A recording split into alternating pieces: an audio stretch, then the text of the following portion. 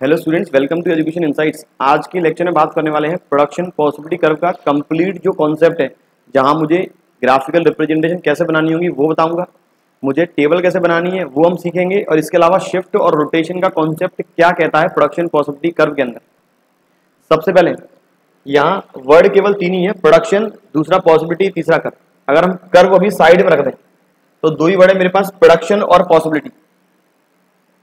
एक वर्ड है प्रोडक्शन और पॉसिबिलिटीज, मतलब उत्पादन की संभावनाएं। एक इकोनॉमी के अंदर रिसोर्सेज जो है वो लिमिटेड कैपेसिटी में, एक प्रोड्यूसर के पास रिसोर्स लिमिटेड कैपेसिटी में, रिसोर्स है लिमिटेड कैपेसिटी में। अब प्रोड्यूसर को ये डिसाइड करना है व्हाट टू प्रोड्यूस, क्या बनाए।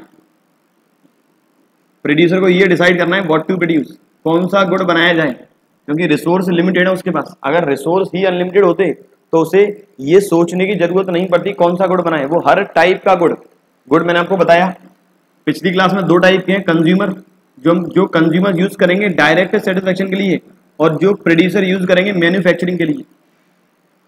तो प्रोड्यूसर को ये डिसाइड करना है किस टाइप का गुड बनाया जाए, क्योंकि रिसोर्सेज लिमिटेड है।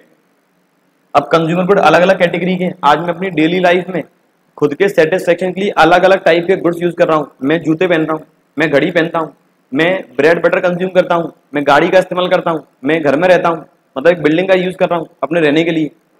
तो कंज्यूमर गुड्स के अलग अलग फॉर्म है। प्रोड्यूसर को ये डिसाइड करना है किस टाइप का गुड बनाया जाए ताकि वो अपना प्रॉफिट मैक्सिमम कर सके। तो इस तरह की प्रॉब्लम को ही सॉल्व करने की आज हम कोशिश करेंगे प्रोडक्शन पॉसिबिलिटी कर्व के अंदर, या फिर इस प्रॉब्लम के सॉल्यूशन को प्रोडक्शन पॉसिबिलिटी कर्व के अंदर, प्रोडक्शन पॉसिबिलिटी के अंदर कर्व के फॉर्म में डिफाइन किया गया है। तो प्रोडक्शन पॉसिबिलिटी है क्या, कि प्रोड्यूसर के पास जितने भी लिमिटेड रिसोर्सेज हैं, इन लिमिटेड रिसोर्सेज से किस गुड का प्रोडक्शन करे ताकि उसका प्रॉफिट मैक्सिमम हो पाए। अब यहाँ दिक्कत किस बात की आती है, दिक्कत आती है कंज्यूमर गुड अलग अलग टाइप के, प्रोड्यूसर गुड अलग अलग टाइप के। तो प्रोडक्शन पॉसिबिलिटी कर्व कहता है यहाँ पर कुछ आपको अजम्पशंस भी फॉलो करनी पड़ेंगी। क्या अजम्पशंस रहेंगी, प्रोड्यूसर केवल दो ही गुड्स बनाएगा एक बार में, प्रोड्यूसर केवल दो ही गुड्स बनाएगा। मैंने दो गुड चूज कर लिए, एक व्हीट और एक सपोज गन,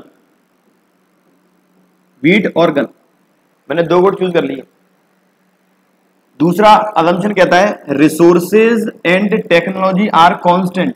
जो रिसोर्सेज और जो मेरे पास तकनीक है प्रोडक्ट को बनाने की, आइटम को मैन्युफैक्चर करने की, वो कांस्टेंट है, ना वो ज्यादा में, ना वो इंक्रीज कर सकता मैं, ना वो डिक्रीज कर सकता। तीसरी असम्पशन कहती है रिसोर्सेज इक्वली एफिशिएंट नहीं है दोनों गुड्स की सेम यूनिट बनाने में। Resources are not equally efficient in the production of both the goods. For example, मेरे पास जितनी भी लेबर है, मेरे पास जितनी भी लेबर है, सपोज ये एग्रीकल्चरल लेबर है जो खेतों में काम करती है, ये लेबर यदि मैं व्हीट के प्रोडक्शन में एंगेज्ड करूंगा, यदि इन लेबर से कहूं कि गेहूं का उत्पादन करो, तब कहीं ना कहीं व्हीट का प्रोडक्शन ये ज्यादा अच्छे से कर सकेंगे in compare to the production of guns.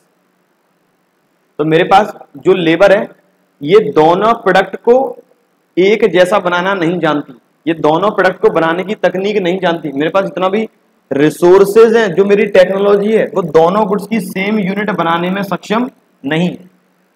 ये मेरी तीन असम्पशन के बेसिस पर ही प्रोडक्शन पॉसिबिलिटी कर्व का कॉन्सेप्ट डिपेंड है। तीन असम्पशन, पहली रिसोर्सेज कांस्टेंट है, दूसरा assumption only two goods can be produced at a time, और तीसरा असम्पशन है resources are not equally efficient in the production of both the goods.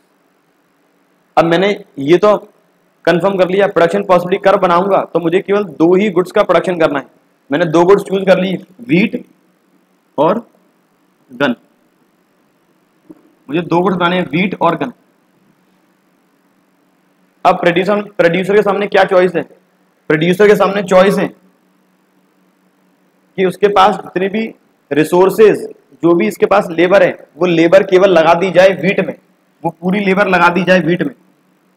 अगर सारी लेबर व्हीट में लगाएंगे तो व्हीट का प्रोडक्शन होगा, गन का प्रोडक्शन बिल्कुल नहीं होगा। तो गन का प्रोडक्शन 0 यूनिट, और मान लें व्हीट का प्रोडक्शन सपोज होता है 15 यूनिट फॉर एग्जांपल। अगर सारी लेबर मैंने लगाई व्हीट में, तब इनकेस मैं सारी लेबर गन में लगाता हूं तो कुछ प्रोडक्शन होगा गन का और व्हीट का प्रोडक्शन नहीं होगा। प्रोड्यूसर के सामने अलग अलग पॉसिबिलिटीज हैं, रिसोर्सेज के ऑल्टरनेटिव यूज हैं। रिसोर्सेज यहां भी लगा सकते हैं, यहां भी लगा सकते हैं, लेकिन प्रोड्यूसर लगाएगा कहां पे, जहां पर उसे प्रॉफिट मैक्सिमम होगा। प्रोडक्शन पॉसिबिलिटी कर्व में एक कॉम्बिनेशन मेरा आ गया कि यदि मैं वीट में लगा दूं, हाईएस्ट यूनिट बनेगी वीट की और गन की बनेगी 0। यदि ये पूरे रिसोर्सेज लगा दिए जाएं गन में, तब वीट का बनेगा 0 और गन का बनेगा हाईएस्ट। लेकिन इसके अलावा मेरे पास एक ऑप्शन और है, मैं कुछ रिसोर्सेज लगाऊं वीट में और कुछ रिसोर्सेज लगाऊं गन में। तो प्रोड्यूसर के पास अब अलग अलग कॉम्बिनेशन आ गए। तो इन सभी कॉम्बिनेशन की जो मैं ग्राफिकल रिप्रेजेंटेशन बनाऊंगा, इन सभी कॉम्बिनेशन को जो मैं ग्राफ में डिनोट करूंगा, प्रेजेंट करूंगा, उस ग्राफिकल रिप्रेजेंटेशन को नाम दिया गया है प्रोडक्शन पॉसिबिलिटी कर्व का। वापस रिवाइज कर लें, प्रोडक्शन पॉसिबिलिटी कर्व का मतलब एक प्रोड्यूसर के पास जितने भी लिमिटेड रिसोर्सेज हैं, इन लिमिटेड रिसोर्सेज से वो 2 गुड्स के अलग अलग कॉम्बिनेशन प्रोड्यूस कर सकता है। इन लिमिटेड रिसोर्सेज से 2 गुड्स के अलग अलग कॉम्बिनेशन प्रोड्यूस कर सकता है, और इन कॉम्बिनेशन को जब मैं ग्राफ में प्रेजेंट करूंगा, उस ग्राफिकल प्रेजेंटेशन का नाम दिया गया है production possibility curve. In case curve है तो मुझे ग्राफिकल रिप्रेजेंटेशन की बात करनी है। इनकेस यदि प्रोडक्शन पॉसिबिलिटी शेड्यूल है, तब वहां मुझे टेबुलर रिलेशन की बात करनी है।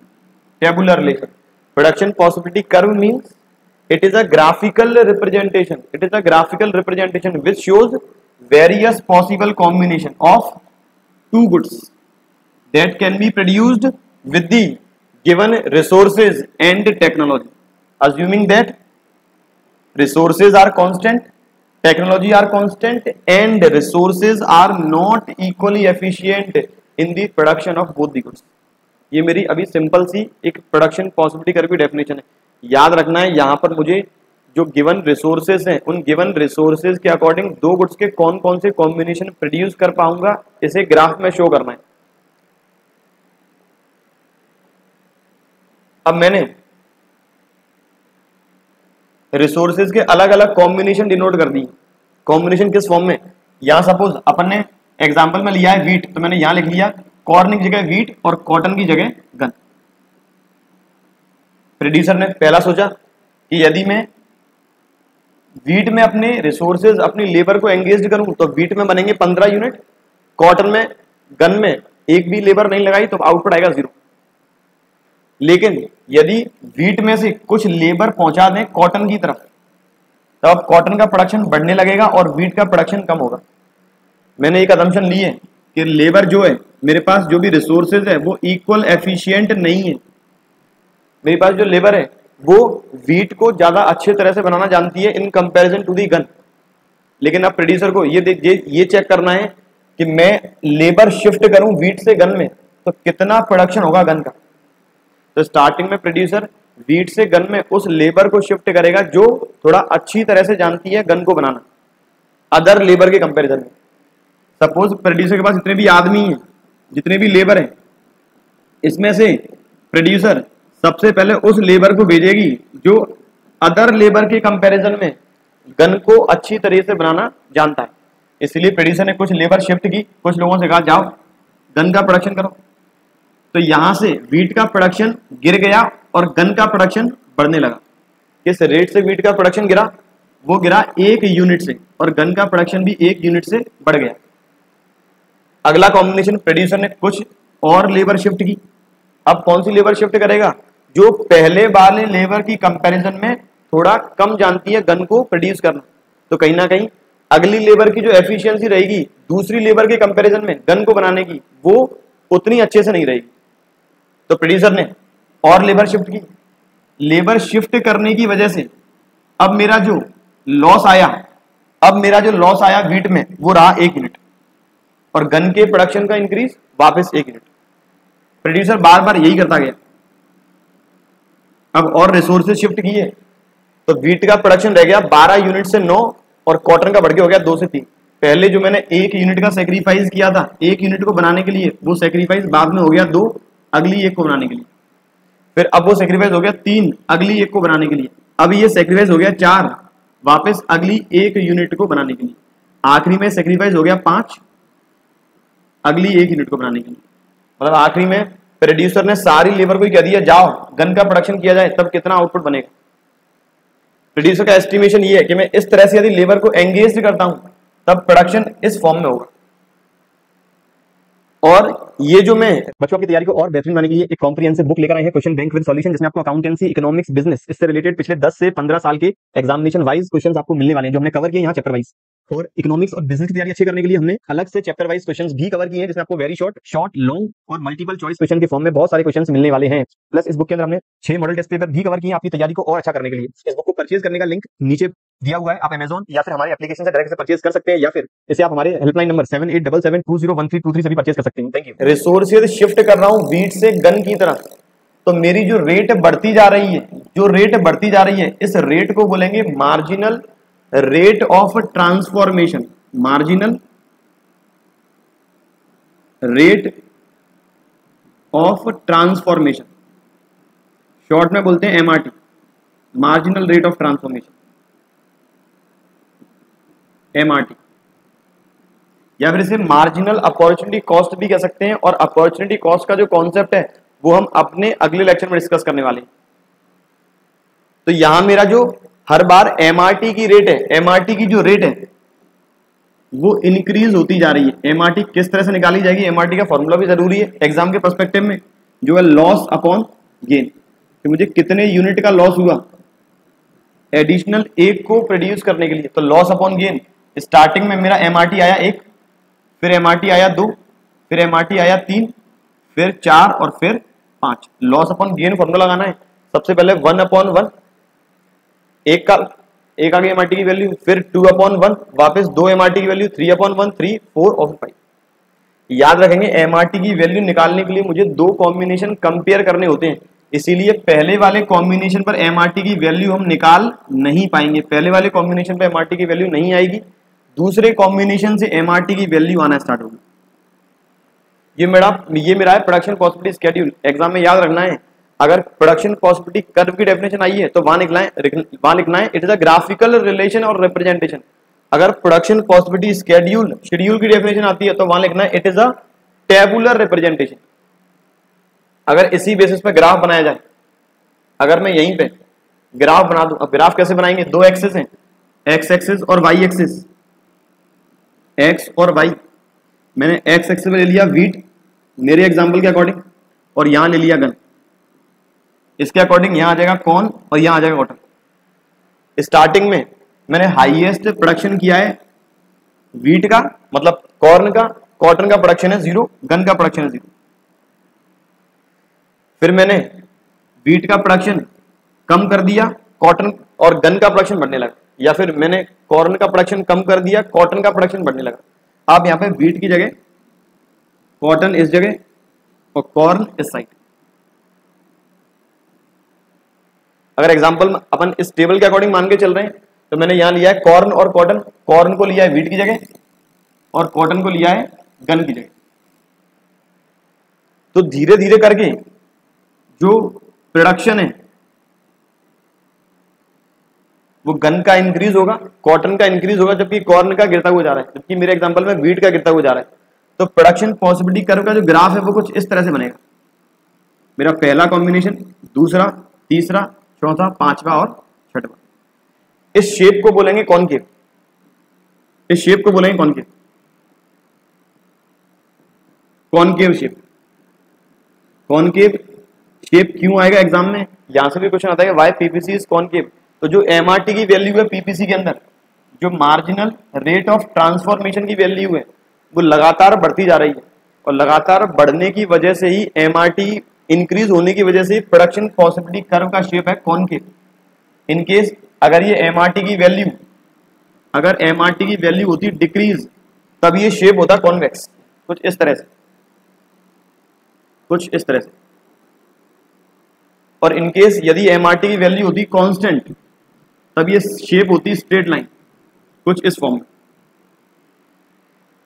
एग्जाम के पर्सपेक्टिव में जरूरी है कि यदि पीपीसी का जो स्लोप है या जो शेप है कॉनकेव है, तब एमआरटी क्या होगा, तब वो रहेगा इंक्रीजिंग, एमआरटी रहेगा इंक्रीजिंग। जब एमआरटी की वैल्यू, जब पीपीसी का शेप कॉन्वेक्स है तब एमआरटी रहेगा डिक्रीजिंग, जब पीपीसी का स्लोप स्ट्रेट लाइन है तब एमआरटी रहेगा कांस्टेंट। ये बात थी प्रोडक्शन पॉसिबिलिटी कर्व के केवल अभी ग्राफिकल और प्रोडक्शन पॉसिबिलिटी के एक टेबुलर रिलेशन। आगे बात करें, अगला है प्रोडक्शन पॉसिबिलिटी सेट। तो मैंने प्रोडक्शन पॉसिबिलिटी कर्व पे जितने भी कॉम्बिनेशन प्लॉट किए हैं, मैंने अपने पीपीसी पर जो भी कॉम्बिनेशन प्लॉट किए A B C D E F, ये जो कॉम्बिनेशन प्लॉट किए इन कॉम्बिनेशन को बोलेंगे production possibility set. Sir in case अगर कोई कॉम्बिनेशन इस पीपीसी लाइन के अंदर लाई करता है, कोई कॉम्बिनेशन यहां लाई किया, इसका क्या मतलब होगा, या फिर क्या ये भी प्रोडक्शन पॉसिबिलिटी सेट मानेंगे? तो बच्चों अभी याद रखना है कि जो भी कॉम्बिनेशन प्रोडक्शन पॉसिबिलिटी कर्व, जो कॉम्बिनेशन से मिलकर प्रोडक्शन पॉसिबिलिटी कर्व बनता है, या जो कॉम्बिनेशन पीपीसी पर प्लॉट होंगे, उन्हें ही बोलेंगे केवल प्रोडक्शन पॉसिबिलिटी सेट। तो production possibility set all those combinations which are plotted on production possibility curve known as production possibility set. एक बार एग्जाम में ये क्वेश्चन भी आ चुका है। अब प्रोडक्शन पॉसिबिलिटी कर्व के कंटेक्स्ट में बात करें, पीपीसी शो क्या करता है? What does PPC show? PPC हमें बताना क्या चाहता है? तो जो पीपीसी हमेशा बताता है कि एक इकोनॉमी के अंदर अगर रिसोर्सेज, एक इकोनॉमी में अगर रिसोर्सेज ऑप्टिमम वे में एम्प्लॉय कर दिए जाएं, यदि रिसोर्सेज का ऑप्टिमम यूटिलाइजेशन हो, तब कहीं ना कहीं प्रोडक्शन इस प्रोडक्शन पॉसिबिलिटी कर्व पर लाई करेगा। अगर रिसोर्सेज का बिल्कुल सही से उपयोग किया जा रहा है, तब प्रोडक्शन इस लाइन पे लाई करेगा। इनकेस उपयोग नहीं किया जा रहा है, तब प्रोडक्शन कहीं अंदर लाई करेगा। तो PPC shows optimum production of two goods, या फिर PPC shows production of two goods with the optimum utilisation of resources. PPC shows production of two goods with the optimum utilisation of resources, और we can say maximum production दो goods का हम कितना कर सकते हैं, ये बताता है प्रोडक्शन पॉसिबिलिटी कर्व। इनकेस यदि कोई कॉम्बिनेशन प्रोडक्शन पॉसिबिलिटी कर्व के अंदर लाई करता है, इसका मतलब इकोनॉमी में जो रिसोर्सेज हैं उनका ऑप्टिमम यूटिलाइजेशन एट प्रेजेंट नहीं हो रहा है। ये बात थी प्रोडक्शन पॉसिबिलिटी कर्व क्या शो करता है। अगला क्वेश्चन आता है, अगला जो कॉन्सेप्ट है वो है शिफ्ट एंड रोटेशन का। Shift and rotation, shift and rotation of PPC. अब जो पीपीसी के शिफ्ट का मतलब, शिफ्ट है आइदर ये जो कर्व है वो राइट वर्ड पहुंच जाए, या ये कर्व आ जाए left word. Shift means either right word shift और लेफ्ट वर्ड शिफ्ट। अब पीपीसी में मैंने बात की कि रिसोर्सेज कांस्टेंट रहेंगे, तो सर क्या पीपीसी शिफ्ट कैसे होगा? तो जब भी शिफ्ट की बात आती है तो पीपीसी जब रिसोर्स होंगे इंक्रीज तभी शिफ्ट होगा, अदरवाइज शिफ्ट नहीं होगा। और रिसोर्सेज इंक्रीज होंगे तब पीपीसी दोनों गुड के कंटेक्स्ट में शिफ्ट होगा। याद रखें, पीपीसी शिफ्ट कब होगा? जब रिसोर्सेज इंक्रीज होंगे, वो भी दोनों गुड के कंटेक्स्ट में।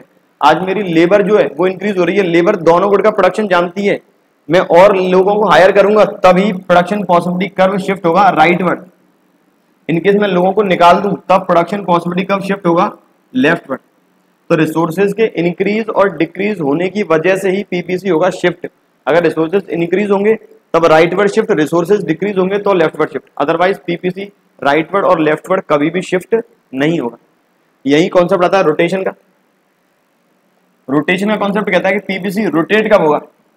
तो पीपीसी रोटेट का रीजन जब केवल एक गुड के कंटेक्स्ट में टेक्नोलॉजी चेंज होंगी। मैंने आज जो गन का प्रोडक्शन कर रहा हूं, तो जब गन के प्रोडक्शन वाली टेक्नोलॉजी इंप्रूव होगी केवल तब ही गन का आउटपुट राइज होगा। वीट का आउटपुट सेम उतना ही रहेगा। अगर गन को बनाने वाली टेक्नोलॉजी हो जाए इंप्रूव, तब गन का प्रोडक्शन इंक्रीज हो जाएगा। अदरवाइज यदि गन को बनाने वाली टेक्नोलॉजी हो गई डिक्रीज, तब गन का जो प्रोडक्शन है वो हो जाएगा डिक्रीज।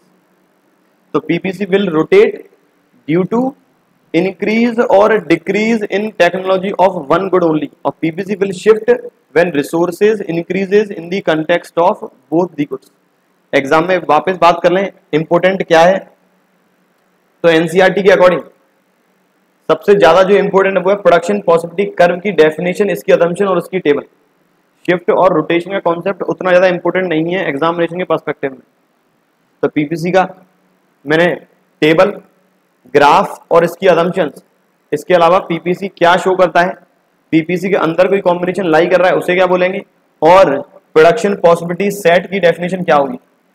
हमने ये सारे कॉन्सेप्ट, प्रोडक्शन पॉसिबिलिटी सेट, ये सारे कॉन्सेप्ट आज के लेक्चर में डिस्कस कर लिए। उम्मीद है प्रोडक्शन पॉसिबिलिटी करे हुआ कॉन्सेप्ट समझ में आ चुका है। इन केस आपकी तब भी कोई क्वेरी है मुझे आप लोग जरूर बताएं, उसका सॉल्यूशन मैं करने की पूरी कोशिश करूंगा। ऐसे ही रिलेटेड टॉपिक, अपॉर्चुनिटी कॉस्ट से रिलेटेड, इसके टाइप्स, और जो मेरा फाइनल फर्स्ट टॉपिक में से है इकोनॉमी का type on the basis of number of goods and services produced, ये डिस्कस करेंगे अपने अगले लेक्चर में। तब तक पढ़ते रहिए और बने रहिए।